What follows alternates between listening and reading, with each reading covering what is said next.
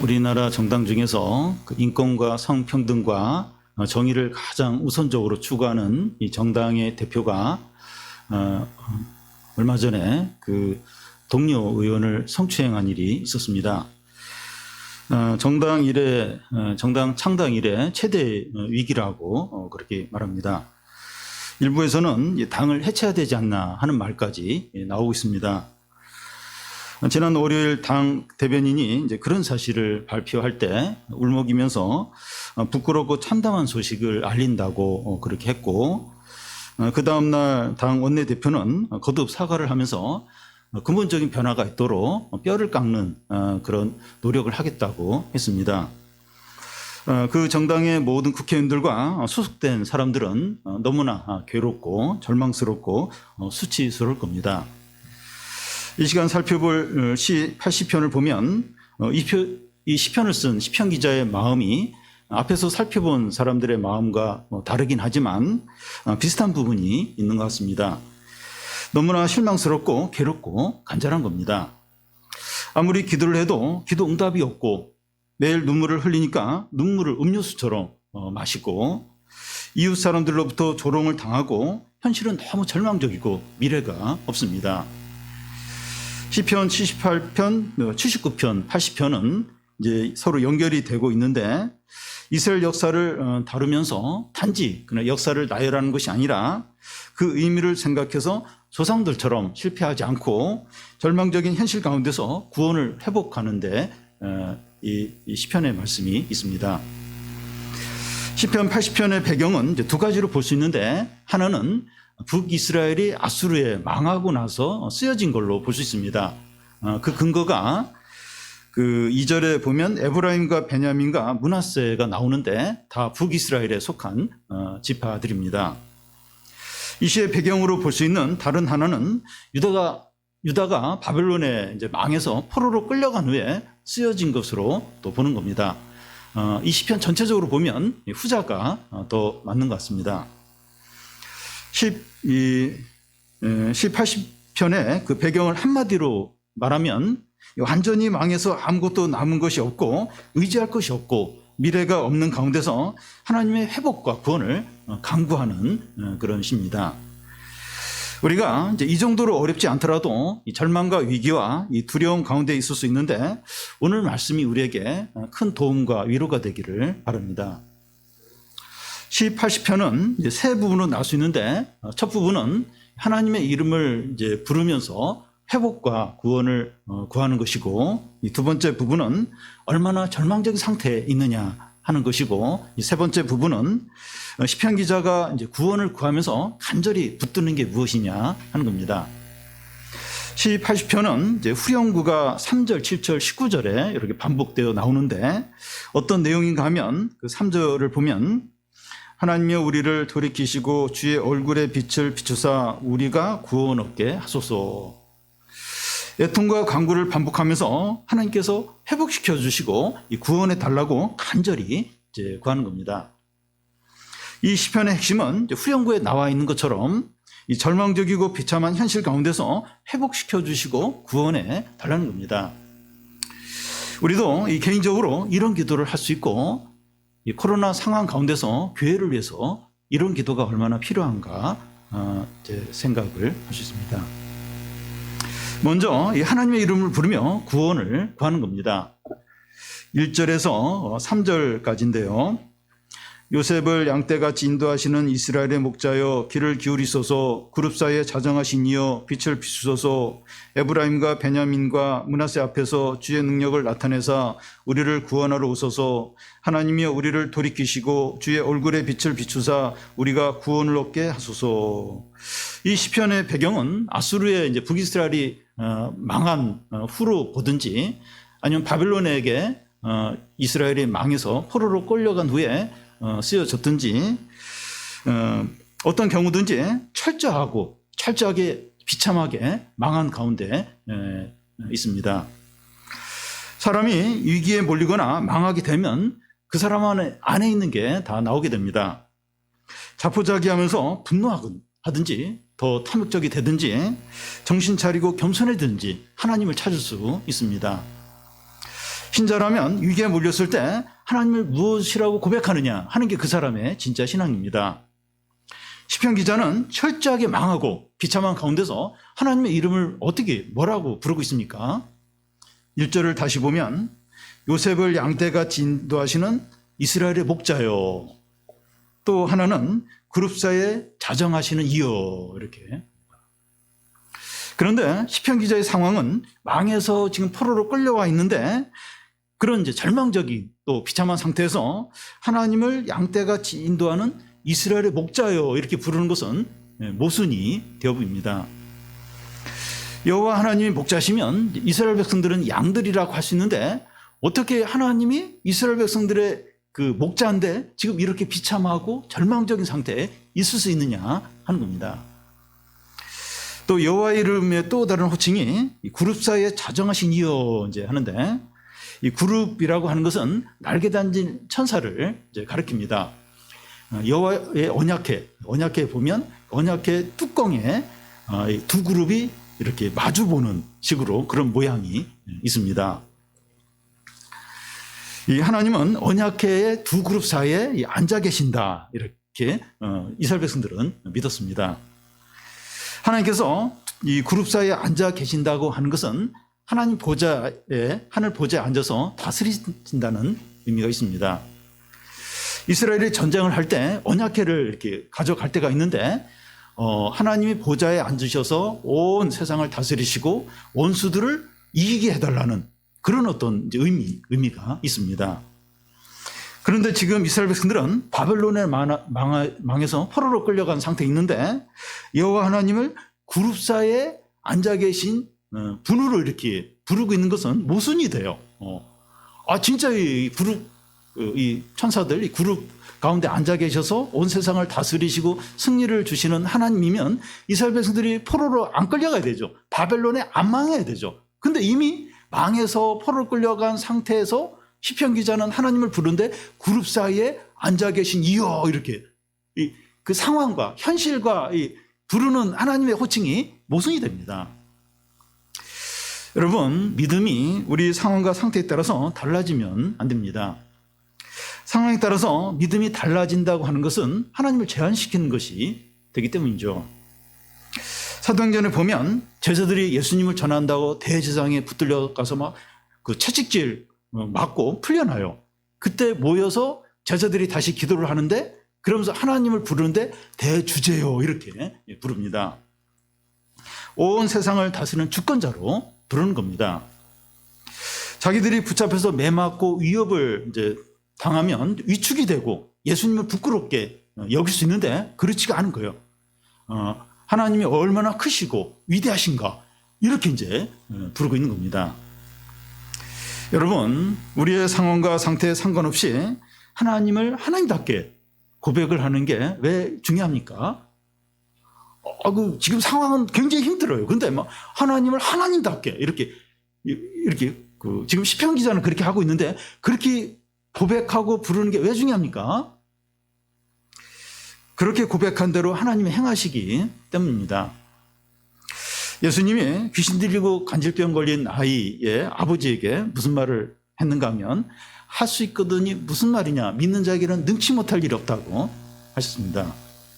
우리가 믿는 대로 하나님이 행하시기 때문입니다. 그래서 이게 우리 상황과 상관없이 이렇게 하나님답게 그 이름을 고백하는 게 굉장히 중요해요. 왜냐하면 그렇게 고백한 대로 하나님이 행하시기 때문입니다. 시편 기자가 하나님을 이스라엘의 목자와 전능자로 믿으니까 담대하게 간구할 수 있는 겁니다. 시편 기자는 지금 바벨론에 망해서 포로로 끌려간 상태에 있어요. 근데 하나님은 굉장히 큰 이름으로 부르고 있어요. 그렇게 부를 수 있으니까 담대하게 어떤 회복과 구원을 간구할 수 있는 겁니다. 양떼같이 인도하시는 이스라엘의 목자여 귀를 기울이소서. 그룹 사이에 자정하신 이여 빛을 비추소서. 주의 능력을 나타내서 우리를 구원하소서. 여기 빛을 비추달라고 하는 것은 하나님의 은혜를 베풀어 달라는 거죠. 주의 능력을 나타내서 우리를 구원해 달라는 겁니다.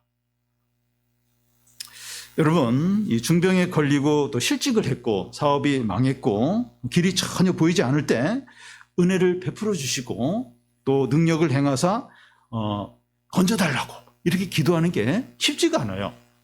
왜냐하면 마음이 상해버려요. 그리고 낙심이 되고 침체가 되고 있던 믿음도 약해지기 쉽기 때문입니다. 실직하고 사업이 망하고 중병이 걸리고 이때 당연히 이렇게 간절히 이렇게 기도해야 되는데 안 돼요. 이게 마음이 이미 상해요.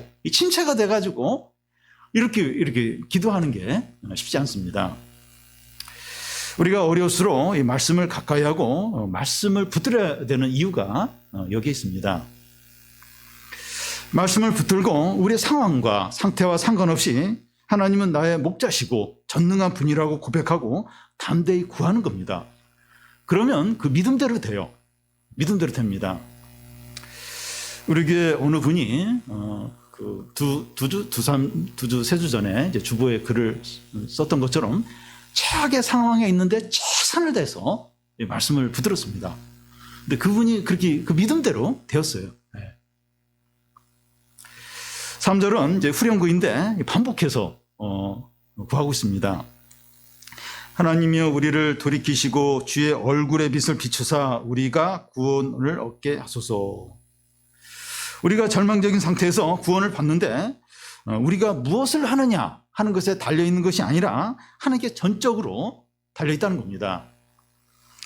하나님께서 은혜를 베풀어 주시고 회복시켜 주시고 구원하셔야 한다는 거예요.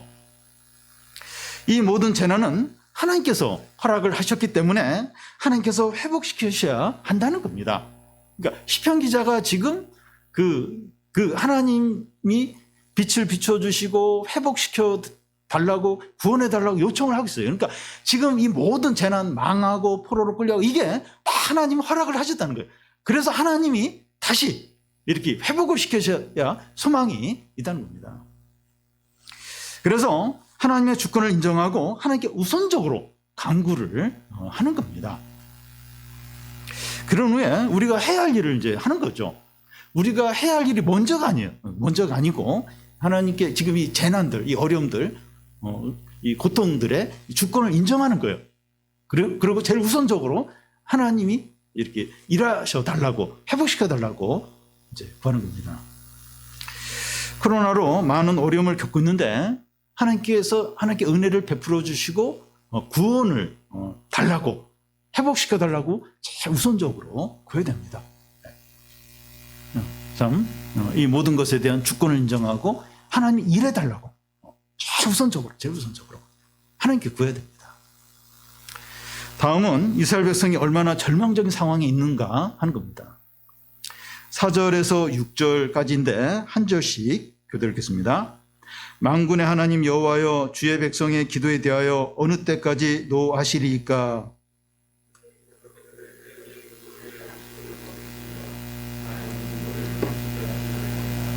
우리를 우리 이웃에게 다툼거리가 되게 하시니 우리 원수들이 서로 비웃나이다.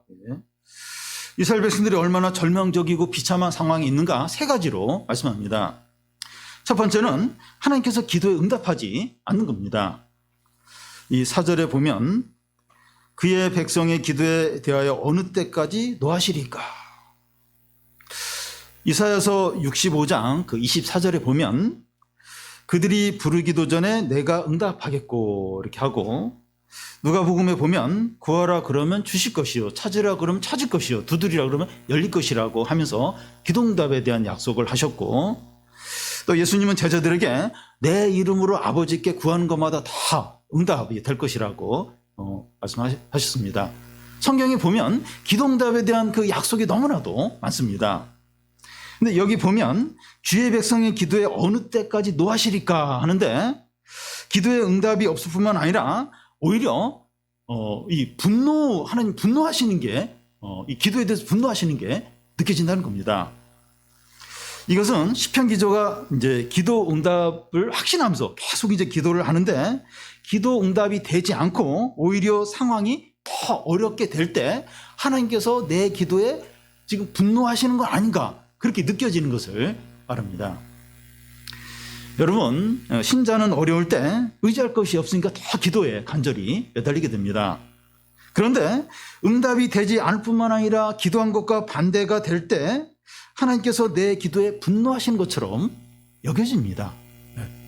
그러니까 이 기도하면 그래도 조금씩이라도 이제 좀 뭐가 이렇게 좋아지는 조짐이 보여야 되는데 더 상황이 악화가 되는 거예요. 기도를 하면 할수록. 그때 하나님이 내 기도에 지금 화를 내는구나, 분노하시는구나, 이런 게 막 이제 느껴지게 되죠.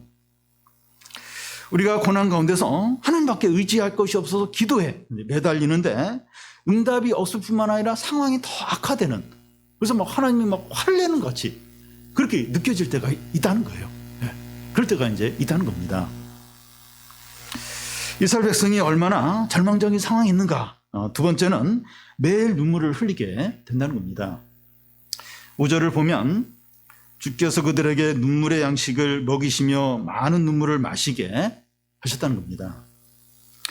요즘은 이제 그런 가정이 드물지만 그 옛날에는 엄한 가정에서는 식사 시간에 부모가 자녀를 야단쳐요. 그러면서도 못 떠나고 이제 그 야단을 맞으면서 이제 밥을 먹어야 되는 거예요. 그때 이제 막 눈물이 막 이게 그 국에 이제 떨어져요. 그래서 막 이렇게 국을 먹으면 그 눈물의 국을 이제 이렇게 마시게 되는 겁니다. 남자들 세계에서는 눈물 젖은 빵을 먹지 않았으면 입을 다물어 뭐 이러면서 너 눈물 젖은 빵을 먹어봤어 막 이러면서 이제 그런 경우 있습니다. 양식은 하루에 3번, 물은 이제 하루에 수시로 이제 마시게 되는데 이 눈물의 양식을 먹고 눈물의 물을 마신다고 하는 것은 계속해서 눈물이 나는 거예요. 돌아서면 눈물이 나고 또 돌아서면 막 우는 거예요. 속으로 울고 또 막 또 소리내서 이제 우는 겁니다. 일반적으로 이 고난이 있더라도 물론 이제 어려움이 많지만 그래도 한 번씩 이렇게 숨을 돌릴 때가 있어요. 좀 이렇게 웃고 그러다가 또 막 어려움이 있고 이제 보통 그렇죠.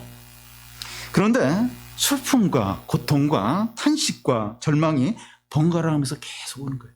오늘은 하루 종일 고통 가운데 그 다음 날은 슬픔 가운데 있고 그 다음 날은 탄식 가운데 있고 그러니까 막 계속해서 뭐 좋은 일이 웃을 일이 없고 계속해서 한숨과 눈물과 그리고 고통의 연속인 겁니다.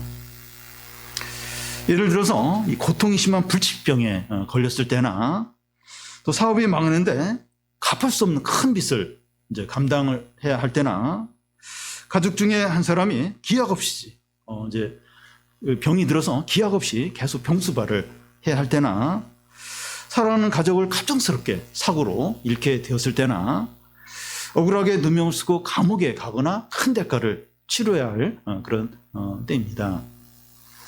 그런데 그 5절을 다시 보면 주께서 그들에게 눈물의 양식을 먹이시며 하면서 주님이 이렇게 하셨다는 거예요. 이런 고통을 주님이 이렇게 이제 하셨다고 이제 이렇게 고백을 합니다. 눈물과 한숨과 탄식만 나오고 웃음을 잃어버리고 얼굴이 굳어져 있는 가운데 우리가 계속 지낼 때가 있도록 하나님 그렇게 하실 때가 있다는 겁니다. 계속 슬픔과 아픔을 오랫동안 계속 겪도록 하나님이 그렇게 허락을 하실 때가 있다는 겁니다. 이스라엘 백성이 얼마나 절망적인 상황에 있었나. 세 번째는 이웃에게 조롱을 당하는 겁니다. 6절에 우리를 우리 이웃에게 다툼거리가 되게 하시니 우리 원수들이 서로 비웃나이다. 성도가 고난 가운데 있을 때 세 가지가 서로 연결이 됩니다. 성도가 고난 가운데서 계속 눈물을 이제 흘리면서 탄식을 하고 기도 응답은 안 돼요. 이런 성도를 보면서 이웃이 조롱을 해요. 비웃습니다. 그 당시 이스라엘 백성들에게 가시 같은 이웃은 에돔 사람이었습니다. 이스라엘과 에돔은 형제 나라인데 이스라엘이 다른 나라의 압제를 받거나 또 망해서 막 포로로 끌려갈 때 그 이웃에 있는 에돔은 너무 좋아하는 거예요. 막 괴롭히는 거예요. 또 조롱을 이제 하는 겁니다. 우리는 이 주위 사람들에게 칭찬을 받으면 너무 행복해요. 근데 반대로 조롱을 당하면 너무 고통스럽습니다. 너무 이제 힘들어집니다. 우리에게 닥친 어려움보다도 주위 사람들의 험담이나 조롱이나 하는 말들이 더 힘들게 해요. 그게 더 많이 아픕니다. 근데 하나님께서 그의 백성들이 이런 일을 당하도록 허락을 하실 때가 있다는 겁니다. 요즘 한국교회 신자들은 사람들로부터 비난과 조롱을 받고 있습니다.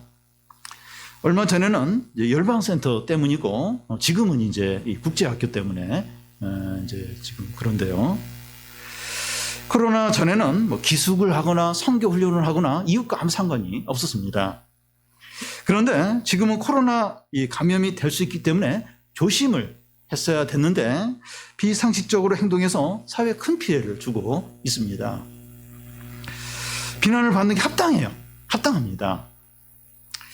뉴스나 언론을 통해서 기독교와 교회가 간접적으로 비난을 받고 있고 교인들은 직장에 출근하거나 사람들을 만나면 조롱의 말을 듣게 됩니다.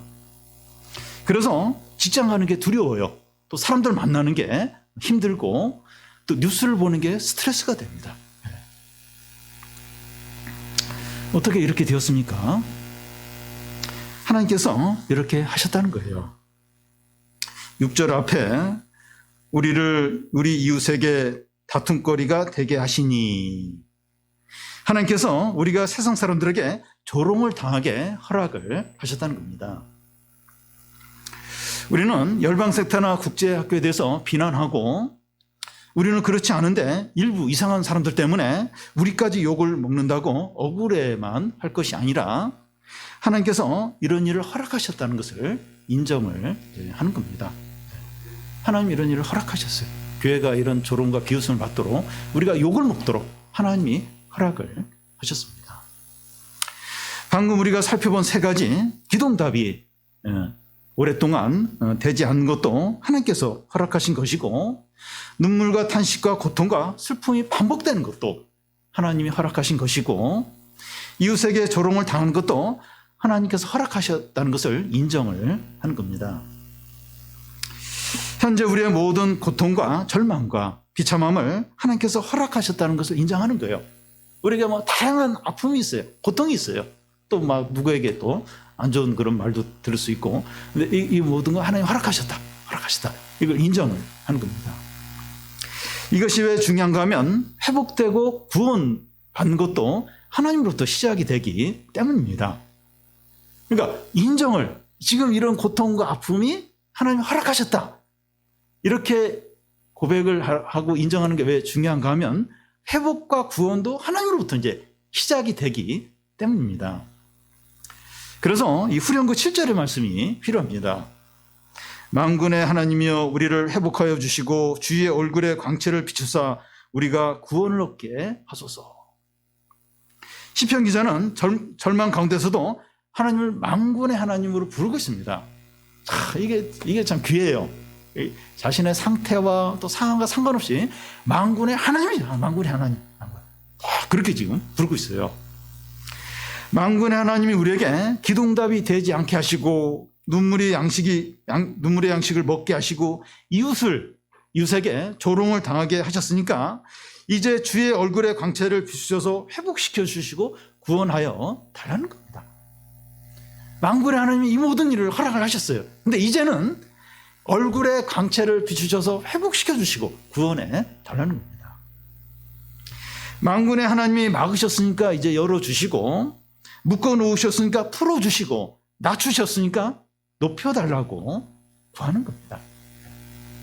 이렇게 기도하는 게 얼마나 중요한지 몰라요. 지금 상황이 어렵지만 너무 지금 너무 이제 약해져 있지만 만군의 하나님 주님이 이렇게 낮추셨고 고통을 겪게 하시고 이렇게 또 조롱을 당하게 하셨는데 그 만군의 하나님이 다시 높여주시고 회복시켜 주시고 다시 건져달라고 만군의 하나님께 이제 구하는 겁니다. 세 번째는 이 구원해 달라고 하면서 무엇을 간절히 붙드느냐 하는 겁니다. 시편 기자가 하나님께 구원해 달라고 구하고 있는데 무엇을 의지해서 지금 구하고 있습니까? 8절에서 11절까지 한 절씩 교도 읽겠습니다. 주께서 한 포도나무를 애굽에서 가져다가 민족들을 쫓아내시고 그것을 심으셨나이다.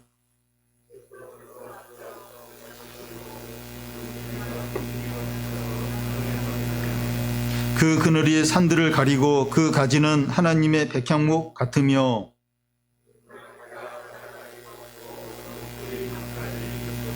예. 여기 포도나무는 이스라엘을 가리킵니다. 주께서 한 포도나무를 애굽에서 가져다가 이제 하는 것은 애굽에서 이스라엘 백성들이 출애굽한 것을 가리킵니다. 민족을 쫓아내시고 그것을 심으셨다고 하는 것은 이 가나안족들을 쫓아내고 이스라엘 백성을 그곳에 정착하게 하신 것을 말합니다. 그 가지가 바다까지 뻗고 덩굴이 강에 미쳤다고 하는데, 이 바다는 지중해를 가리키고 강은 유프라데스 강을 말합니다. 이스라엘이 이제 다윗과 솔로몬 왕 때 하나님께서 아브라함에게 언약하신 땅을 다 차지하게 되는 것을 가리킵니다. 또 그들이 이제 산들을 가리고 그 가지는 하나님의 백향목 같다 하는 것은 하나님께서 이스라엘 백성들이 젖과 꿀이 흐르는 땅을 다 차지하고 잘 누리고 그것을 소유하게 되면서 번영하게 하는 것을 이제 가리킵니다. 근데 하나님께서 이 가나안에 살고 있는 이스라엘 백성들에게 어떻게 하십니까? 12절 13절을 보면 우리 한 절씩 읽겠습니다. 주께서 어찌하여 그 담을 허시사 길을 지나가는 모든 이들이 그것을 따게 하셨나이까?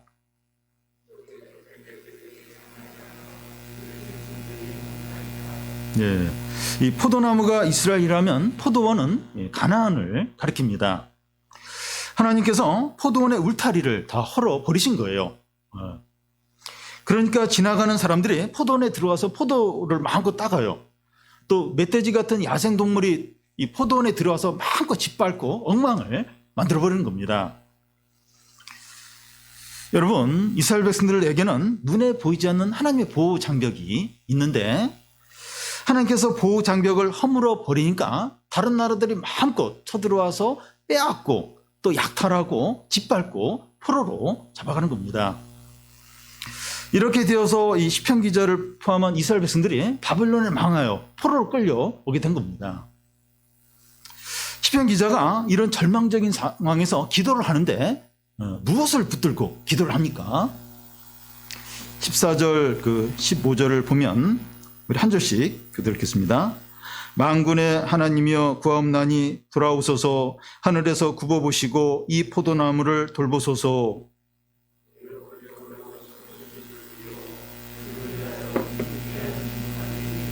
네. 만군의 하나님, 하늘에서 굽어보시고 이 포도나무를 돌봐달라는 겁니다. 하나님께서 이 포도나무를 애굽에서 가져와서 가나안에 정성껏 심고 기르시고 돌보신 것이 아니냐 하는 거예요. 하나님께서 이 포도나무에게 말씀하시기를 너는 나의 소유가 되고 제사장 나라가 되고 거룩한 백성이 되게 하겠다고 하시지 않았냐 하는 겁니다. 이스라엘 백성들 출애굽하면서 하나님 이렇게 너희는 내 소유가 되고 거룩한 백성이 되고 제사장 나라가 되리라 그렇게 말씀하지 않았냐 하는 겁니다. 그런데 지금 이스라엘은 이방 나라에 완전히 밟히고 또 빼앗기고 포로가 됐다는 겁니다. 만군의 하나님이여 구하옵나니 이 백성을 돌보시고 회복시키고 구원해 주소서. 시편 기자는 과거에 이스라엘 백성들이 하나님 앞에서 얼마나 존귀한 존재였고 하나님께서 그들에게 얼마나 큰 은혜를 베푸셨는가 하는 것을 말하면서 그것을 의지해서 우리를 돌보시고 회복시켜 주시고 구원해 달라는 겁니다. 얼마나 이 백성이 하나님 앞에서 존귀한 자였습니까? 하나님이 얼마나 은혜를 그동안 많이 베풀어 주셨습니까? 지금 우리가 엉망이 되고 짓밟혔으니까 우리를 돌보시고 회복시키고 구원해 주소서 부르짖고 있습니다. 우리도 이런 식으로 기도를 하는 겁니다. 현재 우리가 개인적으로 여러 가지 어려움들로 인하여 염려와 불안과 두려움 가운데 있을 수 있어요. 무엇을 붙들고 기도해야 됩니까? 제가 누굽니까? 하나님의 자녀 아닙니까? 독생자를 아낌없이 주시면서 우리를 사랑하시는 걸 믿습니다. 하나님 아버지, 이 고난 가운데서 돌보시고 회복시켜 주시고 구원해 주십시오. 고통과 절망과 침체와 불신앙 가운데서 건져 주십시오. 사랑관계가 너무 힘듭니다. 지금 이 문제 해결이 안 됩니다. 신앙도 바닥이고 이 침체와 불신앙 가운데 빠져 있습니다. 주여 이 고통 가운데서 건져 주시고 신앙도 다시 회복시켜 주십시오. 부르시는 겁니다. 우리는 교회를 위해서도 이런 식으로 기도할 수 있습니다. 지금 교회는 너무 조롱당하고 미움을 받고 있습니다. 세상 사람들은 교회가 없었으면 좋겠다. 예배 안 드렸으면 좋겠다. 그렇게 생각을 하고 있습니다. 교회가 지금처럼 사회 문제거리가 되고 짓밟힌 적이 없습니다. 우리는 교회를 위해서 어떻게 기도해야 합니까? 하나님 아버지, 교회는 예수께서 핏값으로 사셨고 교회의 머리이시고 교회의 주인이십니다. 교회가 더 이상 조롱거리가 되지 않도록, 불신당하지 않도록 회복시키시고 구원해 주십시오. 교회의 영광과 존귀와 권세와 능력이 회복되게 하십시오. 어떻게 교회가 어떻게 지금 이런 취급을 받고 있습니까? 이런 조롱과 비웃음 하나님 다 허락을 하셨어요. 하나님 이렇게 욕을 먹게 하나님 다 허락하셨어요. 그런데 이제는 다시 세상의 빛과 소금이 되도록 교회의 영광과 권세와 능력과 부흥을 허락해 주십시오. 기도하는 거죠. 부르시는 거예요. 여러분, 우리는 우리 자신을 위해서나 가정을 위해서나 교회를 위해서나 우리 사를 위해서 기도할 때 하나님의 은혜를 붙들고 기도하기 바랍니다. 그리고 우리 상황과 상태와 상관없이 하나님 위대하고 전능하심을 확신하기 바라요. 우리가 어떤 어려움과 절망 가운데 있더라도 우리의 목자 되시고 또 우리 그룹 사이에서 앉아 계시는 만군의 하나님의 이름을 부르면서 기도하는 겁니다. 우리 상황과 상태, 그거를 생각하면 하나님이 너무 작게 보이고 막 믿음도 사라지려고 그래요. 근데 내 상황과 상태 상관없이 또 세상이 우리를 어떻게 여기나 상관없이 만군의 하나님이세요. 이 보좌에 앉아 계시는 그런 분이십니다. 우리의 목자 되세요. 그 이름, 그 만군의 하나님 이름을 부르면서 우리가 간절히 부르짖고 구함으로 하나님이 회복시키시고 존귀케 하시고 구원을 주시고 부흥을 주시는 것을 다 누리게 되기를 바랍니다.